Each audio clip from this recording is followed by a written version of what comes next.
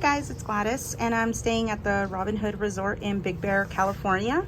Out here for a quick ski trip and wanted to give you a little room tour of the place we're staying at. So this is located right at the edge of the village shopping eatery area, and Robinhood Resort does have a restaurant and bar that's right over there, and check-in is in the main building, which is here.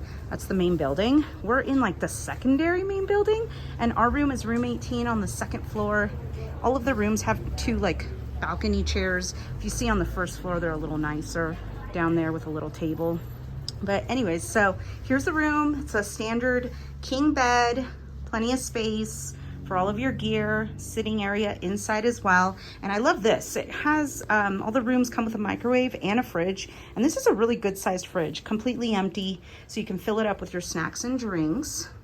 Keep going around here. Interesting configuration. You have your closet right over here, and then if you keep going around the hallway is the bathroom. So good sized bathroom, very nice, clean. I like it. And just a quick tip, we're parked right behind here of this building. This resort has multiple buildings, so before you unload all of your gear, I recommend you check in first, find out which building you're in, and then once you know, just park right next to that building. That's all. All right, enjoy, bye-bye.